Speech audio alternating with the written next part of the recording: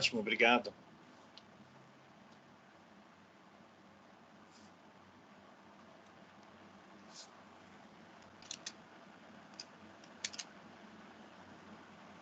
Que bom que está tudo certo com vocês aí, gente.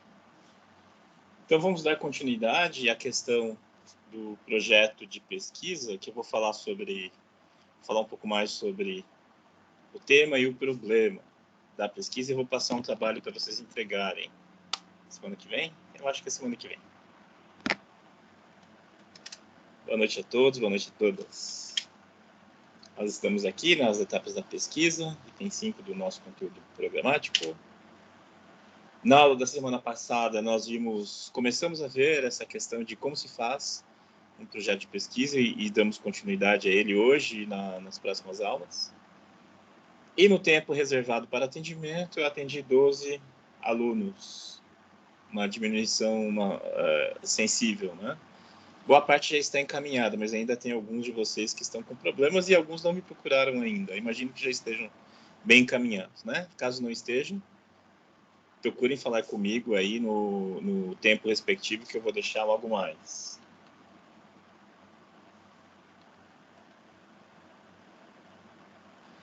A diferença entre sites jurídicos e revistas de pesquisa jurídica. A gente falou um pouco disso na semana passada. Eu passei um trabalho para vocês fazerem de fichamento de um artigo científico, de um site de pesquisa, e aí surgiram questionamentos a respeito disso. Então, eu achei por bem fazer uma distinção. Qual é a diferença entre site jurídico e revista de pesquisa jurídica? Então, basicamente, um site jurídico é uma publicação não científica. Ela tem diversas funcionalidades, mas é basicamente um veículo de comunicação entre os operadores do direito. Então, permitem, por exemplo, que se tome conhecimento das atualidades que se tem na praxis do direito. Então, os operadores do direito, juízes, promotores, advogados, estudantes, professores, delegados, todos os operadores do direito podem publicar nessas revistas falando a respeito de algum aspecto prático, eminentemente prático, do direito. E aí a gente encontra também, às vezes, um viés científico, né? Um trabalho mais elaborado e tal. Mas, em geral, são textos voltados à prática. Vantagem de sites jurídicos. Saber o que está acontecendo, quais são as novidades. Como é o direito na prática, como uma determinada lei está impactando a sociedade, como uma determinada interpretação do STF impactou a sociedade. Essa é a vantagem de um site jurídico. E é assim que vocês têm que compreender quando acessarem uma fonte como essa. Ela permite saber atualidades, né? O que está acontecendo, quem está na linha de frente, como está lidando. Mas não é uma publicação científica, tá? Não é uma publicação científica. Por outro lado, as revistas de pesquisa jurídica, essas são publicações científicas e que atendem a paradigmas cientificistas. Esse, sim, é um veículo próprio dos pesquisadores de direito. E aqui na metodologia da pesquisa, eu estou ensinando vocês a serem pesquisadores do direito, a serem cientistas do direito. Oportunidades para serem operadores do direito, vocês vão ter muitas. Eu diria, as disciplinas todas são voltadas a isso, a formar operadores do direito. Esta disciplina é direcionada a formar cientistas, a formar pesquisadores do direito que se baseiam nos princípios mais elementares da ciência, tá? No caso, uma ciência aplicada como é o direito. Vantagem de uma revista de pesquisa jurídica: permite conhecer um aprofundamento epistêmico de um determinado tema jurídico. Não as bases, não aquele conhecimento básico que você encontra em manuais, né? Se você quer saber uma questão básica, você consulta um manual, você procura um autor que é referência na matéria, que redigiu, nesse caso, uma obra mais panorâmica de uma determinada área, aí você consulta, né? Então, se você quer saber conceitos básicos, você vai para um autor de manual. Agora, em revista jurídica, você vai ver um temazinho que aparece superficialmente no manual. Você vai ver lá na revista aquele tema aprofundado, uma perspectiva que você não encontra em um manual, em um autor emblemático da área que for, de direito constitucional, de direito administrativo, de direito penal. Então, na revista, você vai encontrar uma delimitação bem pequenininha, uma coisinha muito pequena, que às vezes nem aparece, nem é mencionado no manual. Você vai encontrar uma pesquisa ali, aprofundando esse tema. E é de lá que eu quero que vocês extraiam um modelo de redação científica em direito. É daí, nos textos dessas revistas, tá? Que vocês devem almejar escrever nesse objetivo nosso, que é formar pesquisadores, que é formar cientistas. Veja bem, eu não tenho nada contra praxis, não tenho nada contra operadores do direito, eu sou um deles também. É que esta disciplina é formada a criação, né, a formação de pesquisadores. E eu sou um pesquisador. Eu sou um pesquisador em direito. Sou os dois, né? Sou um operador e sou um pesquisador em direito. Então, por isso que eu digo para vocês tomarem cuidado com sites jurídicos. Não é preconceito. Não é preconceito. É que você tem que saber qual é a utilidade, qual é para quem interessa, né? É esse o sentido. E aí, nessa questão de modelo de redação científica, a questão é que, para ser publicado em uma revista jurídica, esse artigo tem que passar por um crivo enorme, por vários filtros até chegar à publicação. Quanto mais qualificada a revista, mais difícil é publicar nela. E as revistas aqui no Brasil têm um mecanismo de mensuração de qualidade, que é o chamado Qualis, que é o CNPq que atribui. Aí tem Qualis A, Qualis B, Qualis C, daí tem A1, A2, A3, B1, B2, B3, né? Quanto mais alto, o mais alto de todos é o A1, quanto mais alto é mais difícil de publicar numa revista. E o que você precisa fazer para publicar numa revista? Apresentar um artigo completo, e ele vai passar pela revisão dos pares, ou seja, de pesquisadores, de cientistas do direito, que são especialistas naquela área do artigo, né, apresentado. E aí esse artigo tem que ter o parecer favorável dos avaliadores. A gente chama isso de blind review. Blind review quer dizer revisão cega. Você não sabe de quem é aquele artigo que está avaliando, né? Eu sou avaliador de algumas pesquisas, de algumas revistas, e também de um congresso, o Congresso Brasileiro de Direito Internacional. Então, eu avalio os artigos que são submetidos ao congresso e a algumas revistas. Então, quando a gente recebe para avaliar, a gente não sabe quem é o autor. Inclusive, no texto tem que ser retirado todo o elemento de indicação de autoria. E alguns veículos dão até instruções de como você retirar daquelas características do documento Word, sabe? Eu nem sei explicar direito, mas tem campos do documento Word onde você entra, você encontra lá quem trabalhou, quem mexeu no texto, quem é o autor, né? Bem escondidinho. E é bem capcioso. Você tem que saber o que está procurando para poder apagar esse tipo de autoria. Tive um caso triste aqui na Unioeste, de um aluno meu que fez um artigo comigo. A gente apresentou para o Congresso Brasileiro de Direito Internacional, e o artigo foi eliminado porque ele colocou o nome dele no título do artigo. Ele apagou toda a indicação de autoria lá, fez tudo certinho que indicava, mas assim, sabe quando é um lapso muito grande? Como é que você chama isso?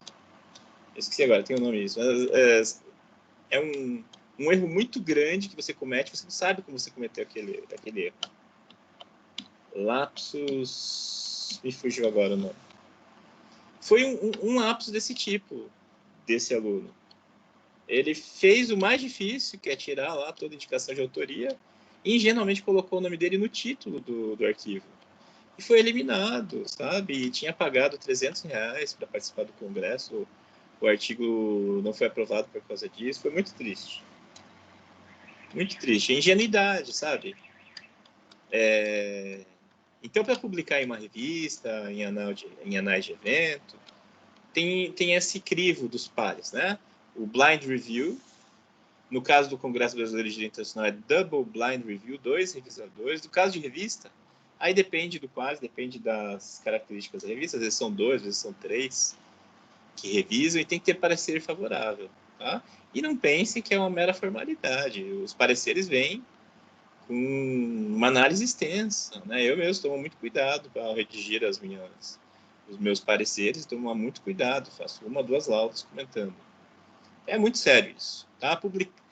Algo que foi publicado numa revista de pesquisa jurídica é um trabalho muito sério, que passou pela revisão de pessoas qualificadas. Tá? Prosseguindo.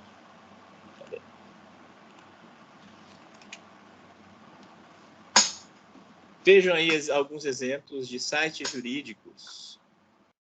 Temos o Migalhas, o jus.com.br, o consultor jurídico, também conhecido como Conjur, e o Jus Brasil.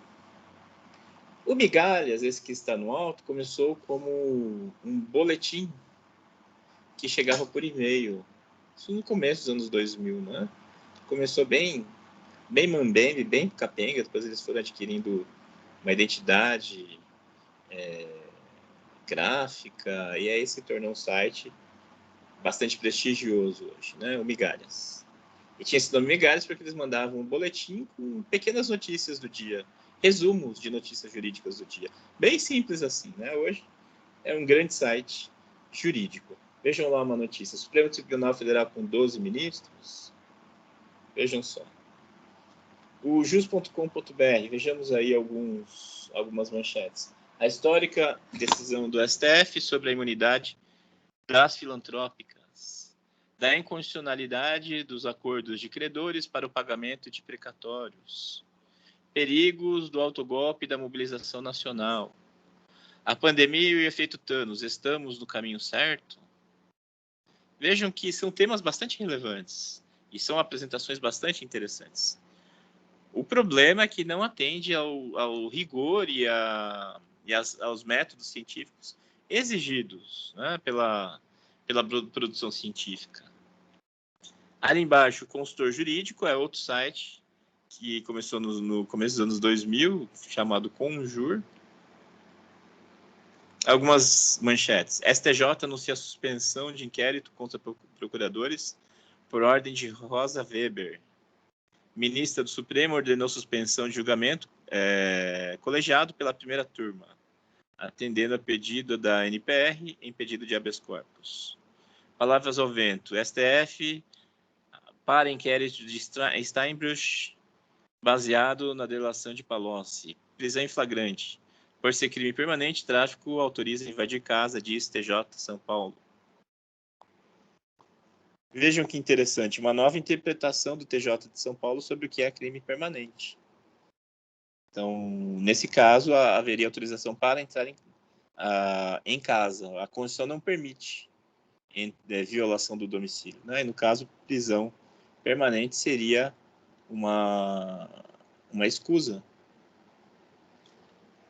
O Jus Brasil, outro site bastante renomado, site jurídico. Deixa eu ajeitar para ler aqui, peraí. Mulher cai na igreja, pede indenização e juíza nega. Geração mimimi. A juíza Marli de Fátima Naves, que atua na comarca de Vianópolis, Goiás, cidade que fica, não consigo ver, tantos quilômetros de Goiânia, negou o pedido de indenização feito por... Tá cortando, eu não consigo ler e nem ajeitar. Enfim.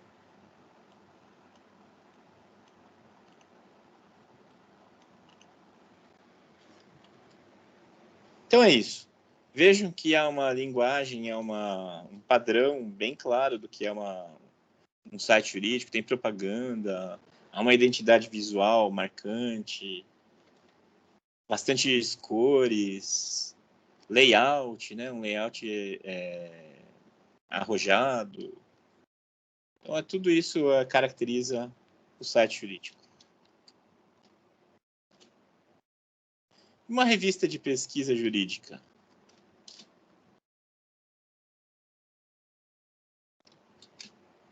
Vejam aí prints que eu fiz de 3. Das 3 que eu pedi para vocês consultarem para fazer o trabalho, né? Mas eu orientei vocês que não precisam ser esses 3. São 3 exemplos, vocês podem pegar outras. A revista Direito GV, a revista de Direito Brasileira, a RDB, e a revista da Faculdade de Direito da Universidade Federal do Paraná. Vejam que o que tem em comum são textos, os textos apresentados, aí a gente só está vendo o layout, né, de apresentação, mas os textos têm caráter informativo, científico e não persuasivo. Enquanto lá no site jurídico os textos têm caráter informativo, tem também caráter persuasivo. Não há muito claro, não se deixa muito clara essa distinção de quando o autor está sustentando uma tese naquele texto, tá? Enquanto que no texto jurídico é preciso fazer a falseabilidade de que eu já falei para vocês. É preciso submeter o conhecimento ao crivo da veracidade, ver se ele se verifica, se ele se confirma ou não confirma. Então não é a defesa de uma tese, não é o intuito de persuasão, de convencer alguém de algo. Vejam que nessa idade visual é uma identidade visual bem clean, bem simples, singela, não tem propagandas. Sempre a indicação do ISSN, eu ia falar INSS, ISSN, que é o número de registro da publicação.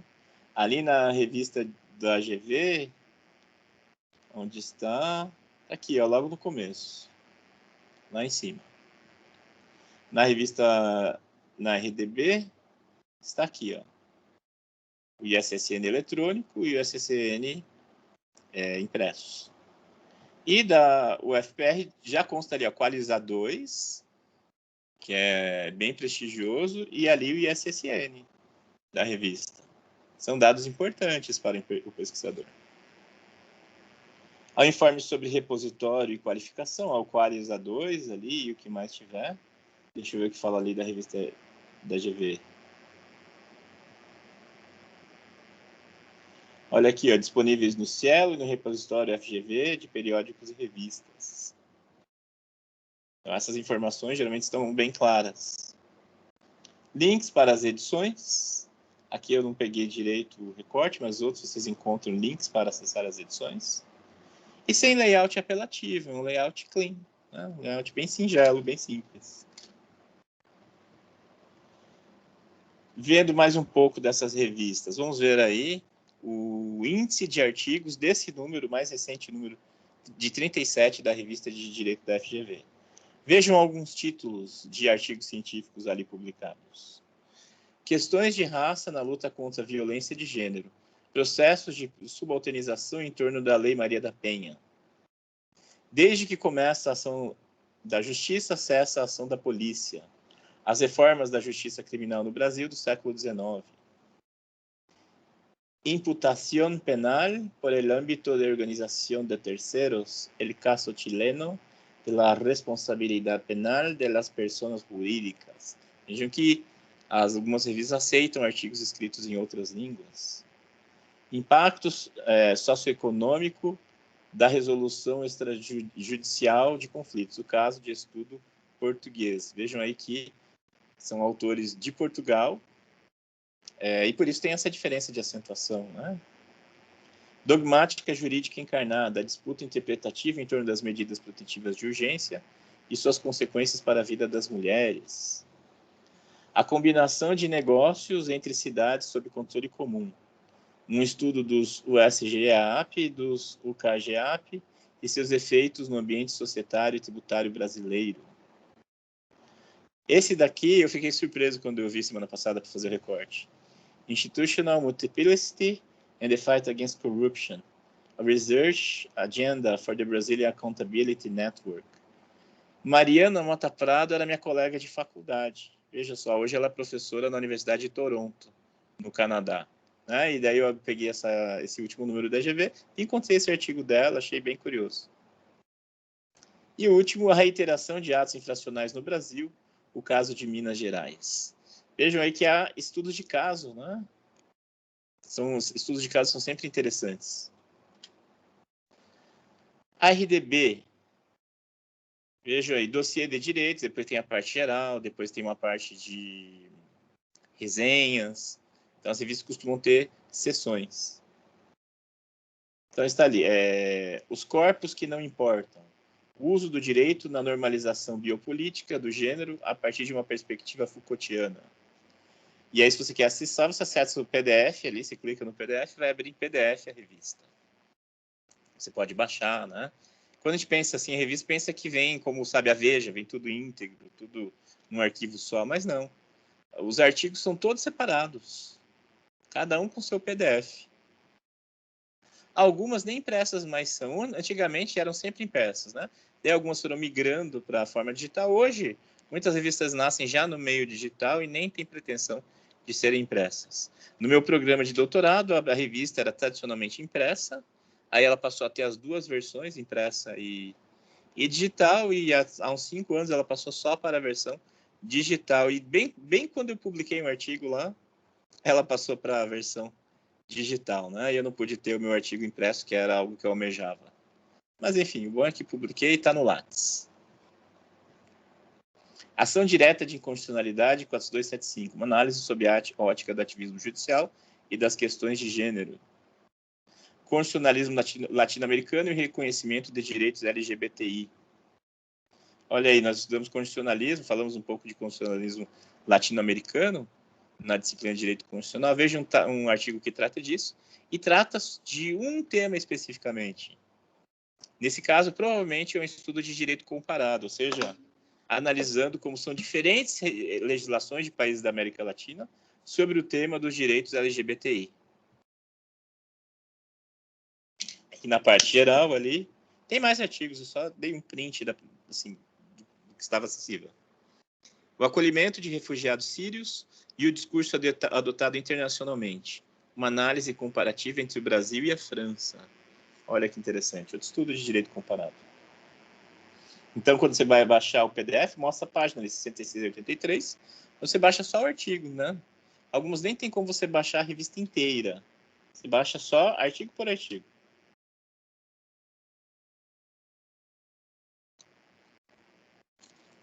Deem um alô no bate-papo, gente, para eu saber que vocês estão por aí ou tá congelado. Ninguém tá falando nada. Opa, estamos aqui, professor. Por aqui. Opa, legal.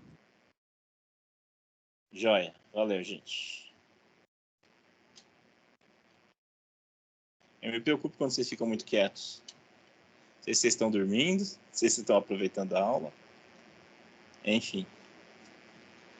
Como se faz? Aí, então, isso é com relação às revistas, né? Então, encerrei aí o tópico das revistas e dos sites jurídicos. Então, a ideia é que vocês façam um fichamento de um artigo que vocês escolham de acordo com o interesse de vocês dessas revistas.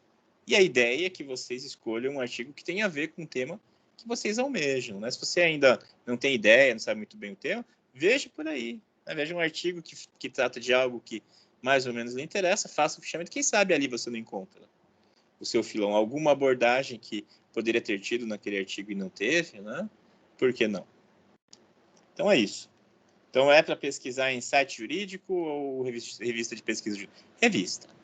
Para pegar artigos daí.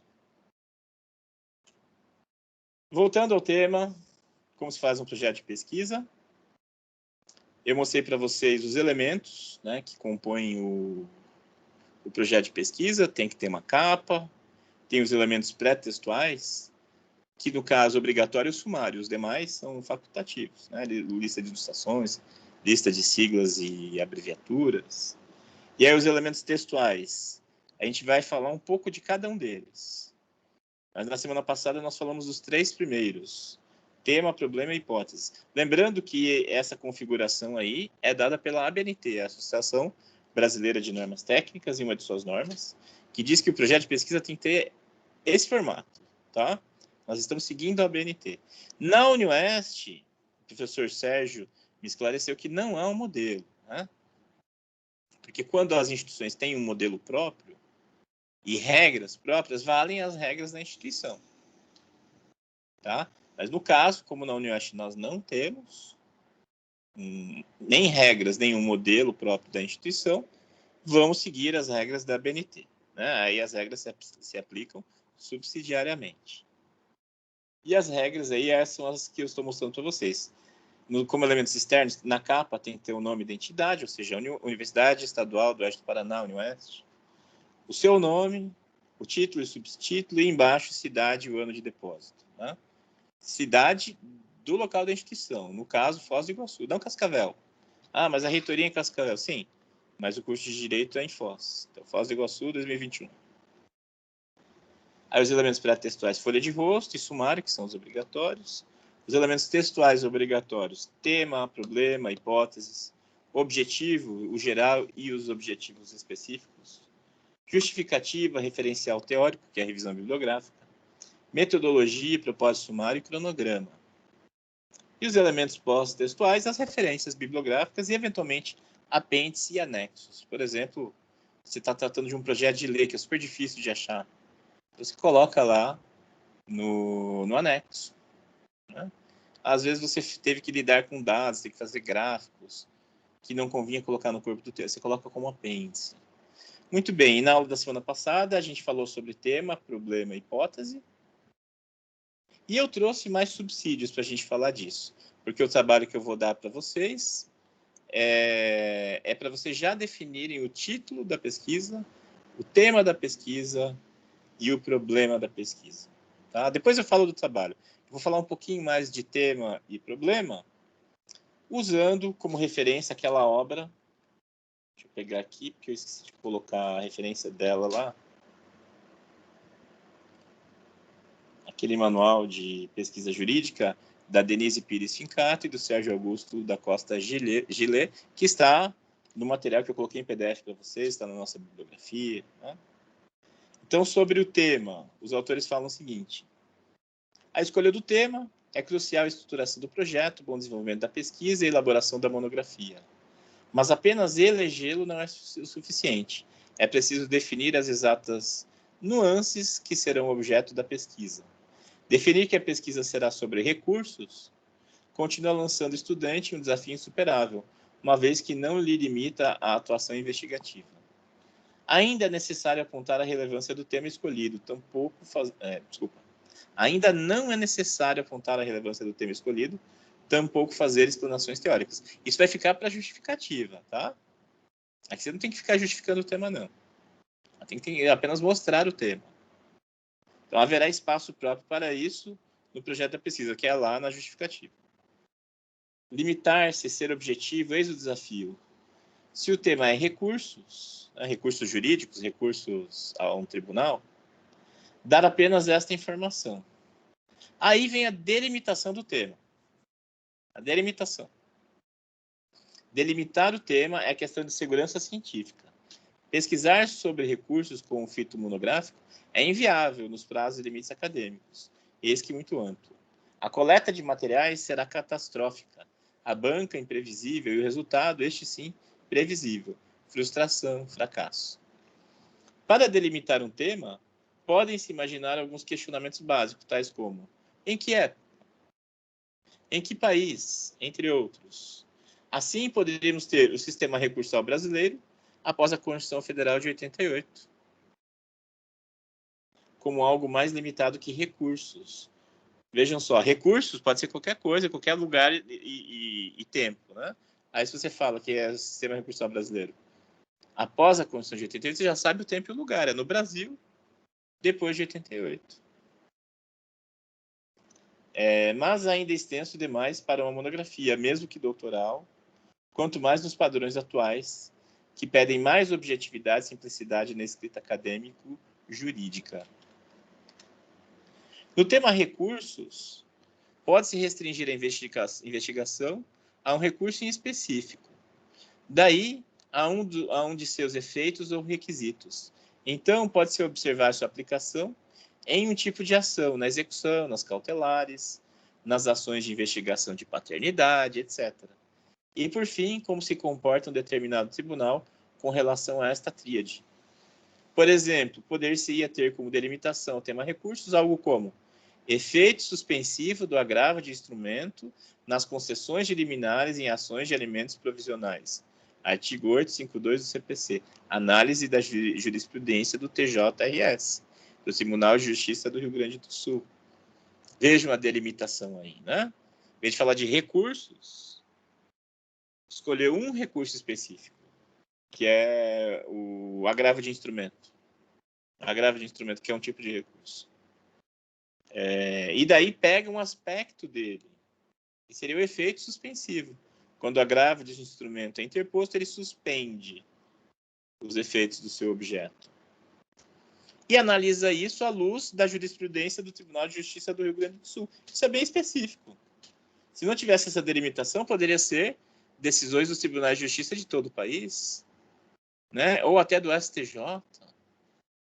A Pamela pergunta: professor, o senhor vai conseguir disponibilizar aquele exemplo de projeto de pesquisa de uma aluna só para a gente? Vou sim, Pamela.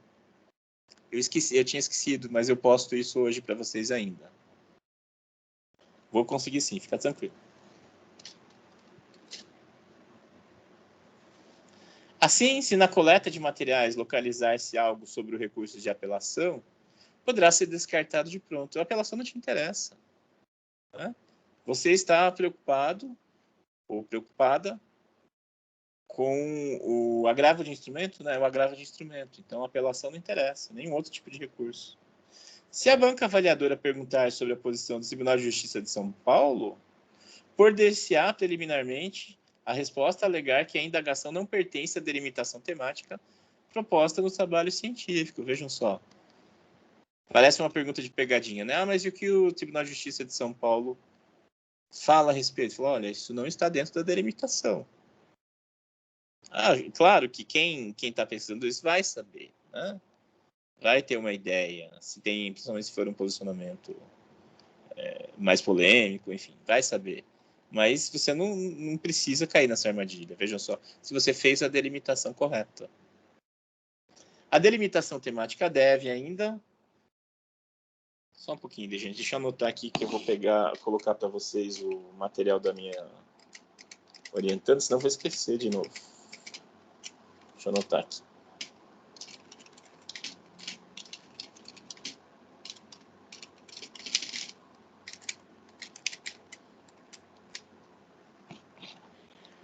A delimitação temática deve ainda observar as possibilidades do acadêmico, notoriamente, no que toca à sua aptidão e disponibilidade para pesquisa.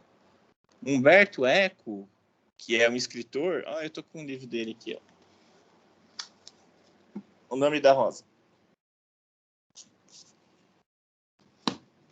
E ele tem um manual de metodologia muito bom. Foi o que eu segui na faculdade. O problema é que as propostas dele, muitas delas fogem da BNT, né? E nós aqui no Brasil estamos atrelados à BNT. Mas, tirando isso, as reflexões que ele faz e as explanações dele são excelentes. Então, Humberto Eco diz o seguinte: aponta que uma monografia não se faz em mais de 3 anos e tampouco em menos de 6 meses. E isso leva em conta a delimitação temática, entre outras coisas. Um tema bem delimitado, bem fechado, poderá ser de pesquisa factível em um período igual a 6 meses, desde que as fontes de pesquisa estejam acessíveis e a questão não seja demasiado complexa ao pesquisador. Aqui ele está falando uma monografia mais no sentido de TCC, tá? TCC, 6 meses no mínimo, 3 anos no máximo. Se for mais do que isso, aí já não é uma monografia, né? É um trabalho de mestrado, de doutorado, aí já é outra coisa.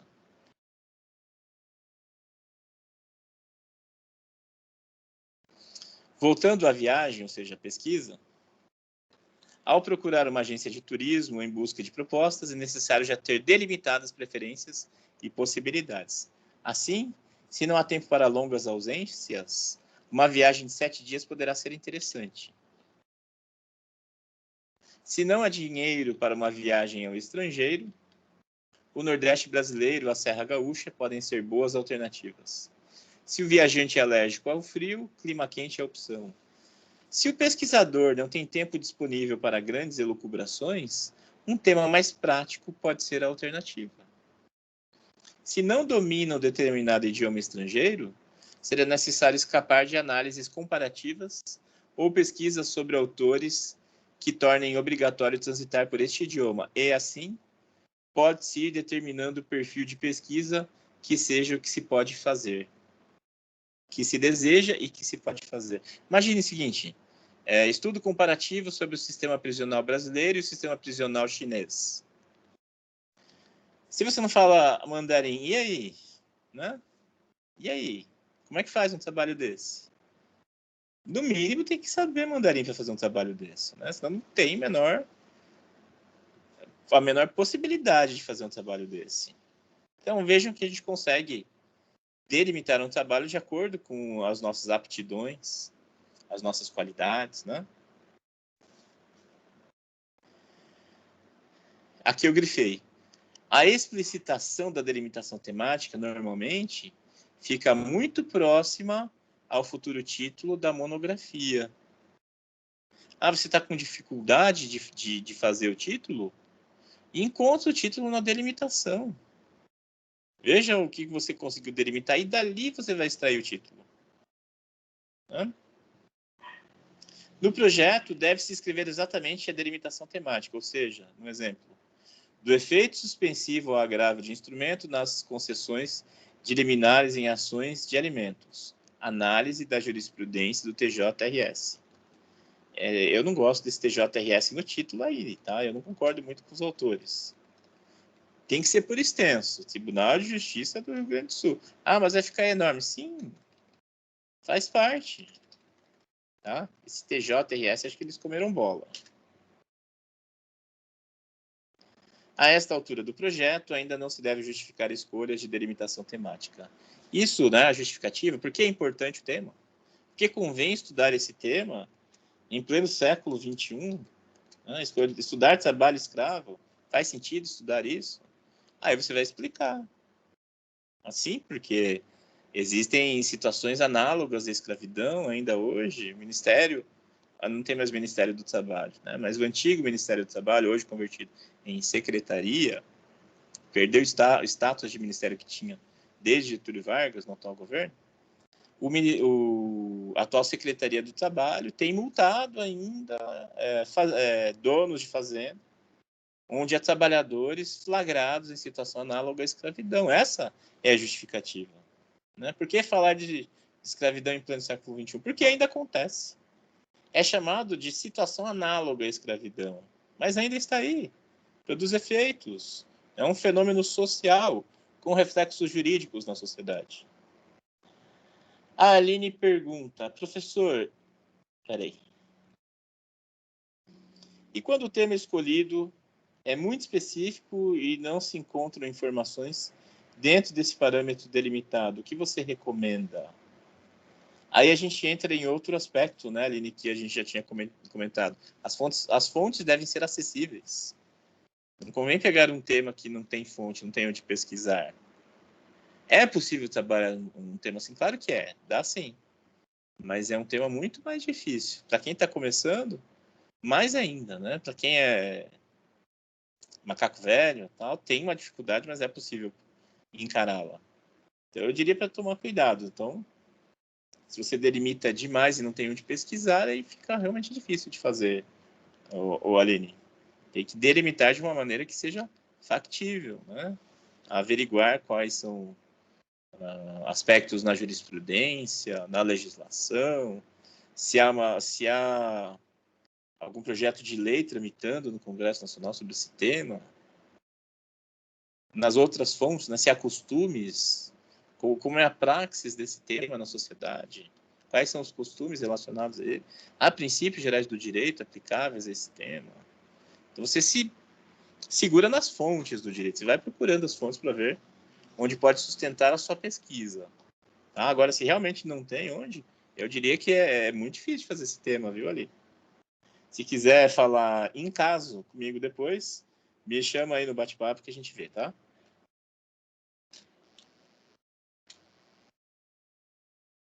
Então, isso foi o tema e a delimitação do tema. Agora o problema. O problema ou os problemas, né? Então, geralmente é uma pergunta mestra e perguntas secundárias a serem respondidas. O problema em um projeto de pesquisa constitui sinal nas dúvidas norteadoras do agir do pensar científicos. É a partir da indagação que o pesquisador parte rumo a uma resposta e aos seus fundamentos.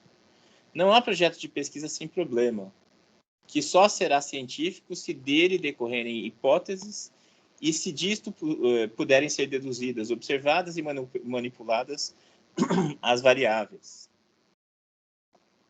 Só um instante, gente.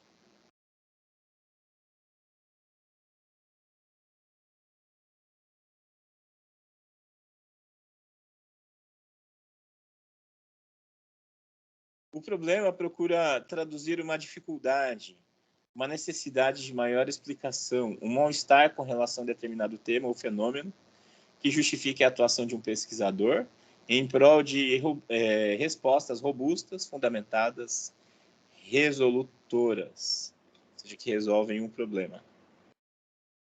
Dessa forma, se a delimitação temática de um determinado projeto de pesquisa é prática de crimes por menores de 18 anos, o problema central de uma pesquisa poderá ser a indagação a seguir.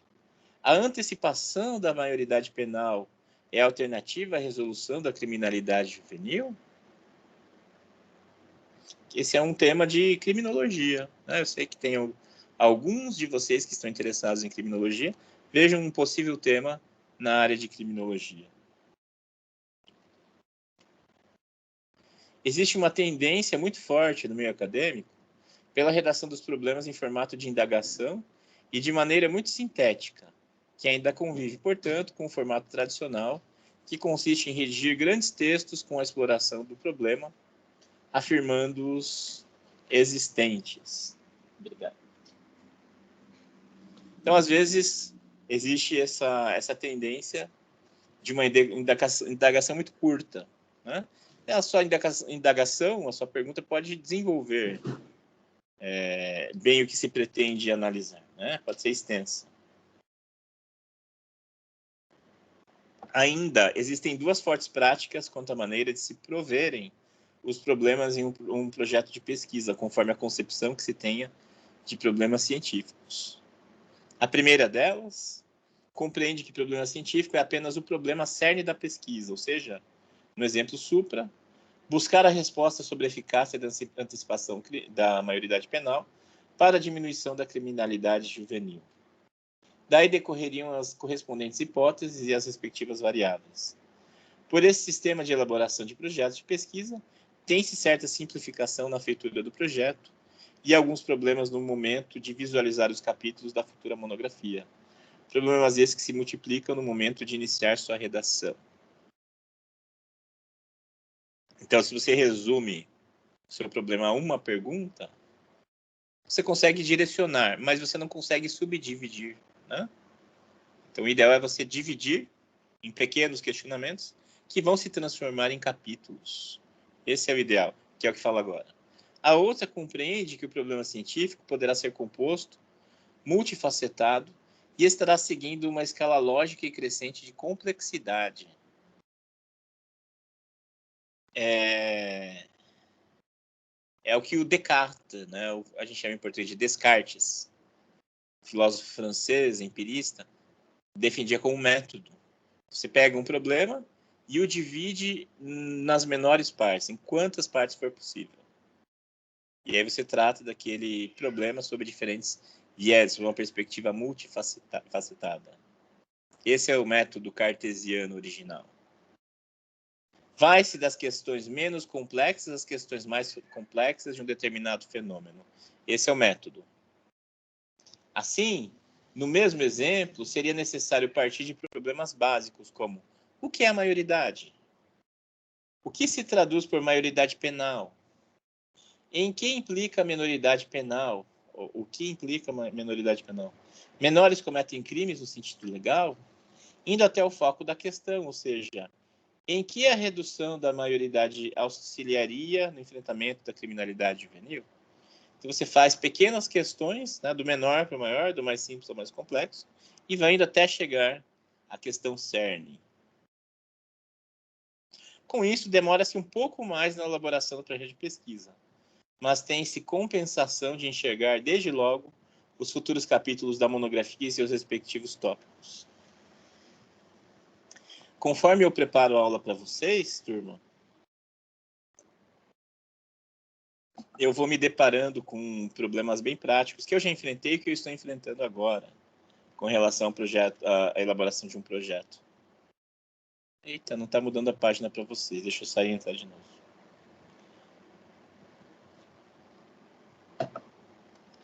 Porque eu agora estou elaborando um novo projeto de pesquisa, uma nova tese. E eu tenho estado bem engajado nela. Assim, eu faço isso e muitas outras coisas, né? Mas quando a gente está engajado mesmo, a gente não quer fazer outra coisa. Na época que eu estava fazendo minha tese de doutorado, parece que o mundo inteiro era um foco de interrupção. Né? Almoço de domingo na casa dos sogros, eu não ia, eu ficava em casa. Minha mãe queria ver as crianças, eu falava pra minha esposa, leva eles, eu não posso ir, estou fazendo minha tese. Confraternização dos colegas, né? Não quero. Quando a gente está bem mergulhado, a gente quer ficar só no tema, não quer fazer mais nada. Dormir é sensação de que é perda de tempo, sabe? Isso é bom. Quando você chega nesse nível, é bom, quer dizer que está rendendo. E eu estou fazendo um projeto de livre docência. É um projeto que eu tenho já...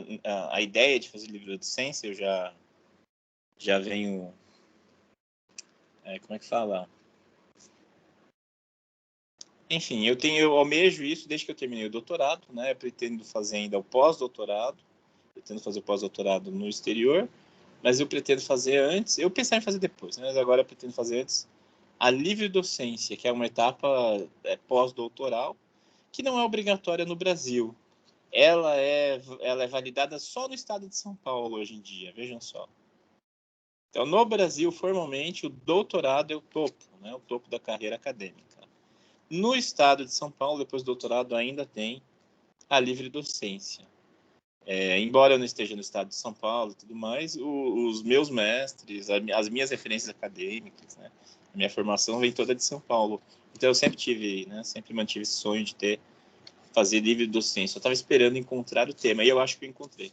Então, faz aí uma semana que eu estou mergulhado no desenvolvimento do meu projeto, e conforme eu preparo a aula para vocês, eu vou me deparando com questões que eu faço, mas faço agora mais sistematicamente, porque eu estou elaborando essas questões do projeto com vocês, né? Conforme eu faço o meu, eu vou desenvolvendo com vocês. Mas, enfim.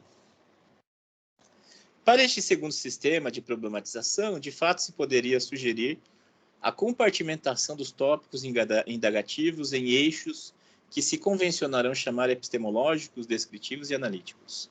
Assim, o conteúdo de cada eixo seria mais ou menos o seguinte: epistemológicos, conceitos, características, requisitos, natureza jurídica, evolução histórica. Descritivos, situação atual do fenômeno, descrição do estado legislativo ou jurisprudencial atual, sem incursões crítico-valorativas.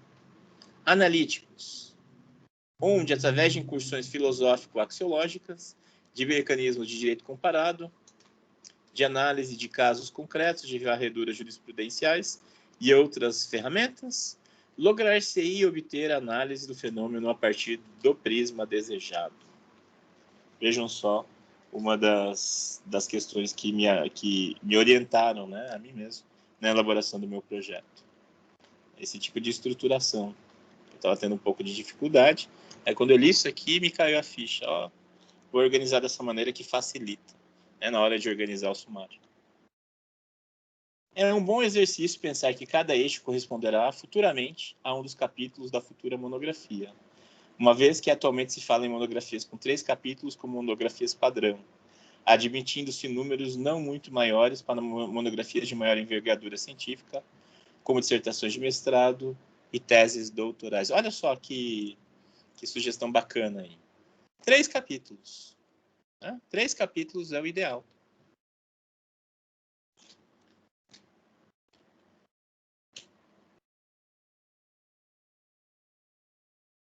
Note-se que o chamado Plano Francês de Pesquisa Científica reparte em 2 blocos a pesquisa e, por consequência, a própria monografia de qualquer nível, seja um artigo científico, seja TCC, seja dissertação de mestrado, seja tese de doutorado. Tendo em vista as tendências de redução na extensão dos trabalhos acadêmicos, cada vez mais se tem visto trabalhos repartidos em 2 grandes blocos, para o que seria necessário manter-se o eixo A e unificarem-se B e C, ali se operando de forma descritiva analítica. A escolha de um sistema de problematização ou de outro é do autor do projeto de pesquisa, do acadêmico, que ouvirá seu orientador. Elaborados alguns problemas, não há mais que se falar em estaca zero para o trabalho científico. Há um ponto exato de partida.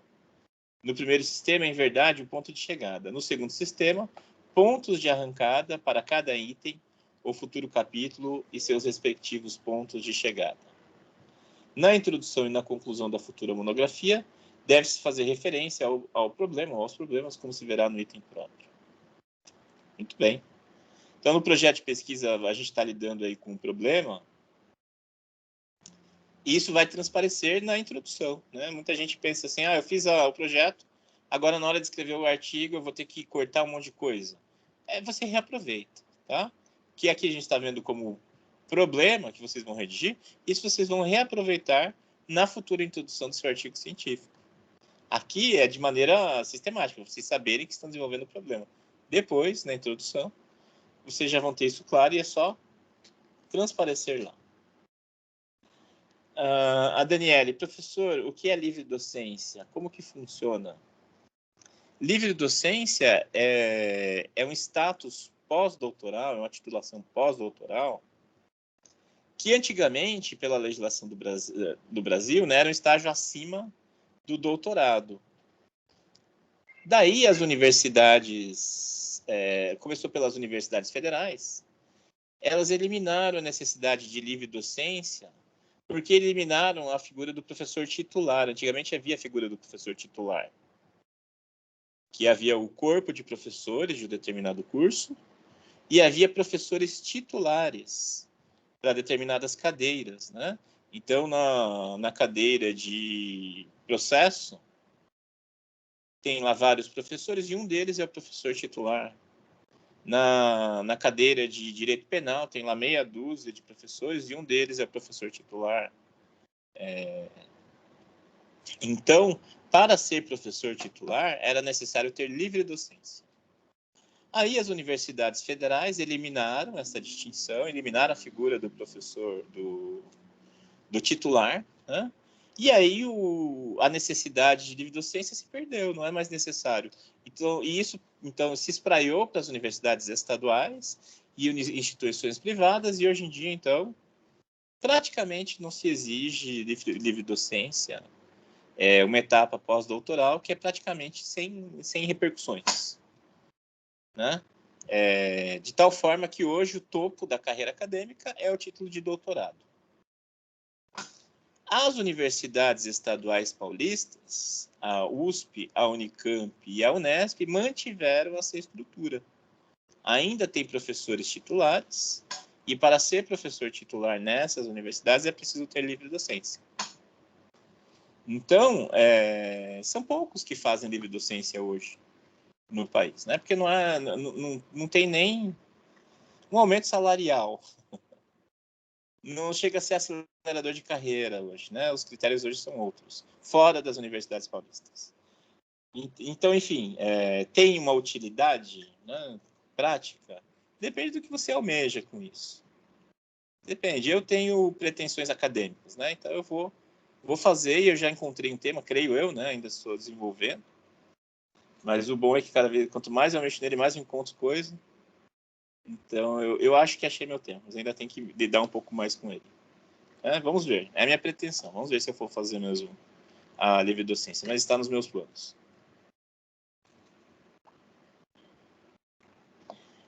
Daniele pergunta ainda. Mas essa titularidade significa o quê? Existe tipo uma hierarquia?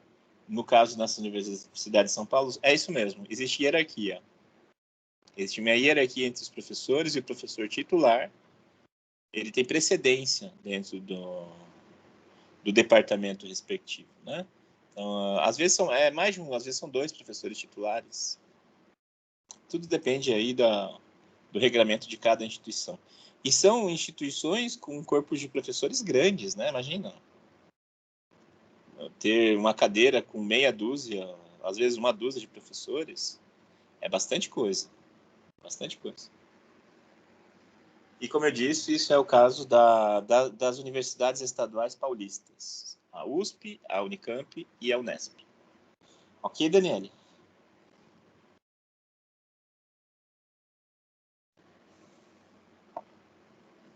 Imagina.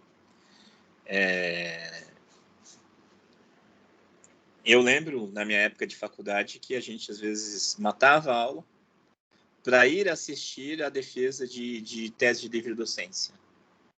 Porque o professor que vai lá defender uma tese de livre docência, ele está fazendo o trabalho da vida dele, né? Porque ao chegar nesse patamar e almejar mais, é porque a coisa realmente é já alguém com bastante experiência, alguém que tem bastante conhecimento no assunto e tudo mais. Então, eu me lembro muito, né, de ter matado muita aula para assistir tese de livre docência. E sempre é algo que vale muito, né?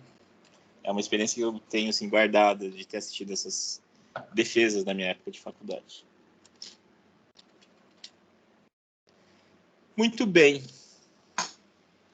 meus caros, minhas caras. Com isso terminamos a parte expositiva, parte dogmática da aula de hoje. Aí está a atividade que vocês deverão fazer. Vocês devem redigir para o dia 21, ou seja, que é 2 semanas, né? Para o dia 21 de abril. Vocês devem ter redigido o título, o tema e o problema. E como a gente acabou de ver ali na leitura da obra do livro de metodologia, o título a gente deixa por último. Então faz o tema com a delimitação, elabora o problema e a partir do problema se faz o título. Né? É um caminho mais factível. O título deve ser descritivo e apresentar viés jurídico. Esse é um problema que eu identifiquei em alguns aí que já me apresentaram nas orientações. Você lê o título e não sabe se é um trabalho de sociologia, se é um trabalho de economia, um trabalho de história. Então, tem que ter já o componente jurídico. Nem que seja em uma palavra, uma expressão, tem que ter a ideia jurídica já no título. Se contiver subtítulo, deve ser precedido de 2 pontos. Tá? Não é necessário ter subtítulo, mas se tiver, tem o título, 2 pontos, aí o subtítulo. O tema deve ser desenvolvido em um parágrafo, procurando se delimitá-lo o mais possível. Você vai desenvolver em um parágrafo o seu tema. E o problema deve ser formulado em uma ou mais perguntas, tal como nós vimos agora. Né? Uma pergunta que sintetiza o trabalho todo, ou, conforme o método cartesiano, várias perguntas, da mais simples à mais complexa. Então, esse trabalho vocês devem entregar até o dia 21/4 e valerá 20 pontos dos 100 pontos de trabalho. Você ia falar? Eu ainda não coloquei no Teams o espaço respectivo para isso, mas eu vou fazer isso já, tá? E aí vocês vão ter lá um espaço para postar isso. Então, valendo 20 pontos. Orientação para os projetos de pesquisa. Eu mudei a data de entrega, já que nós estamos ainda falando do projeto, e eu vi que convém esmiuçar mais do que eu tinha planejado inicialmente. Eu estendi o prazo para entrega para 5 de maio, tá? Daqui a um mês. Então, vai ser bem após o feriado de Tiradentes. E aí as apresentações orais ficam para os dias 5, 12 e 19 de maio. Vejam que eu dei um mês a mais para vocês aí. Aqui, uma sugestão que eu fiz, né? Um colega me falou que tinha interesse de fazer um estudo sobre vacina. Aí eu falei, mas ele não se interessou por isso. Então, eu vou apresentar para vocês. Esqueçam o título por enquanto. O tema que eu sugeri seria: consta que no contrato de aquisição de vacinas da Pfizer, pelo Ministério da Saúde, a empresa não se responsabilizaria por eventuais danos causados pelas vacinas. Aí dá para falar um pouco mais, é um parágrafo, né? Eu falei de maneira bem sucinta. Então, alega-se que a Pfizer, em seu contrato de fornecimento de vacinas, teria lá uma cláusula de excludente de responsabilidade da empresa, da farmacêutica. Disso é possível fazer um trabalho. Veja que problemas que dá para extrair disso. Essa não seria uma cláusula padrão no contrato de fornecimento de vacinas? O que constava sobre isso em contratos antigos? Como ficou a redação dessa cláusula no contrato final com a Pfizer? Opa, era uma interrogação aí. Claro que eu sintetizei as perguntas, né, para que pudessem caber aí no slide. Mas a ideia geral é essa. Será que em outros contratos de fornecimento de vacina não havia cláusulas semelhantes? Porque, enfim, a gente toma vacina desde que é criança, né? Então, e em todos os contratos, será que havia essa cláusula de excludente? É só nessa? É algo a se verificar, né? E o contrato foi, afinal, firmado. No contrato firmado, foi mantida aquela cláusula? Foi mudada a redação? Como era a redação original? Como ficou depois? Ou não mudou? Vejam que são perguntas a serem respondidas.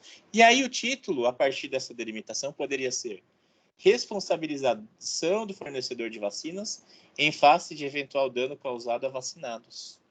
Pronto, é um tema aí, ó, que eu dou de brinde para quem quiser, tá?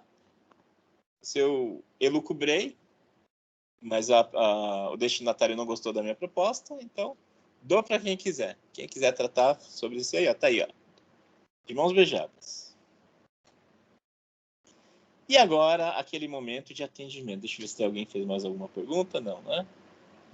Agora, aquele momento de atendimento que eu vou ficar disponível para vocês no bate-papo para resolver. Só vou fazer a chamada. E aí podem me chamar no chat. Quem não tiver nenhuma dúvida ou não quiser atendimento, está liberado. Aguardem a chamada. Pois professor, não. Só uma pergunta. Uma pergunta meio boba. No chat ele não tem áudio, né? Não tem como eu mandar áudio para você. Eu achei que dava. Mas você pode falar aqui também. Ah, tá.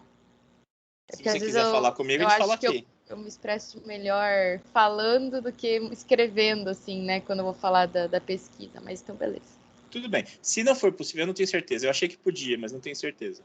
Se não for possível usar áudio lá, você pode falar comigo aqui. Tá, beleza, prof. Obrigada. Nada.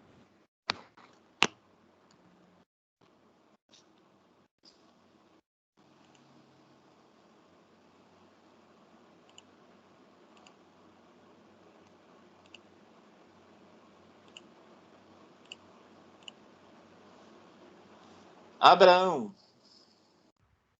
Presente. Agatha. Presente.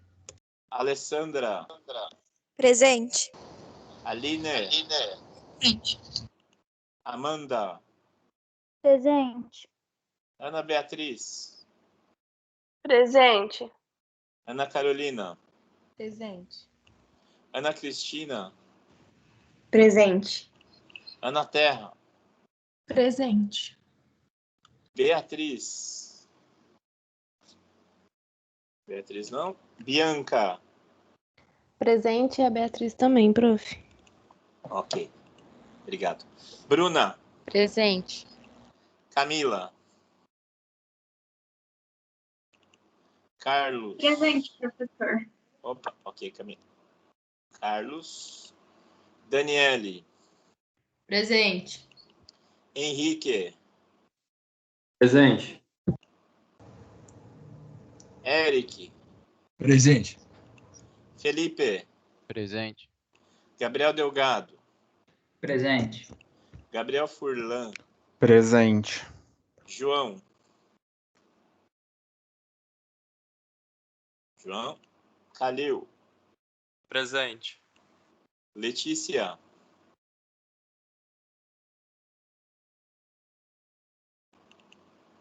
Turma, por que eu não fiz chamada no dia 10? Alguém se lembra? Teve alguma palestra, alguma coisa assim? Eu acho que foi a Lucas. prova. Presente, professor. Mas vocês não fizeram prova de metodologia? Teve um dia que teve uma palestra. Perdão, professor. Confundi com a constitucional. Aham, sem problema. Foi Como é que é? palestra. Foi uma palestra, eu acho. Ah, e eles não me mandaram ainda o relatório de presença de vocês. Eu tenho que cobrar isso. Obrigado. Lucas. Presente, professor. Luiz. Presente. Marcela. Presente. Maria Eduarda. Presente. Maria Luísa. Presente. Mariane. Presente. Milena. Presente. Najib. Presente, professor. Natália. Presente. Otávio. Presente, professor. Pamela. Presente. Paulo. Presente, professor. Raíssa. Presente. Robson. Presente. Yasmin. Yasmin. Ives.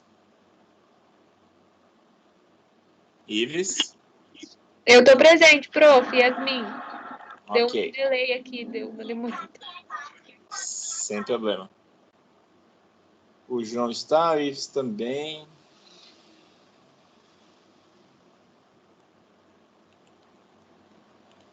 Ok, João, tudo João. Certo. Tô vendo aqui que a Daniela tá falando, Professor, eu que tô tem que presente, comandar. não sei se você viu. Perdão. É o Ives que tá falando? Eu dei presença, Ives, vi sim. A Daniela está falando que tem que comandar áudio no chat, pelo app, no celular só. Bacana, se for possível. Podem me mandar também áudio sem problema. Alguma dúvida? Então encerramos aqui, gente. Então, obrigado. Até semana que vem para quem não faz a próxima disciplina. E até logo para quem vai me inscrever aí no bate-papo. Tchau, tchau. Boa noite, prof.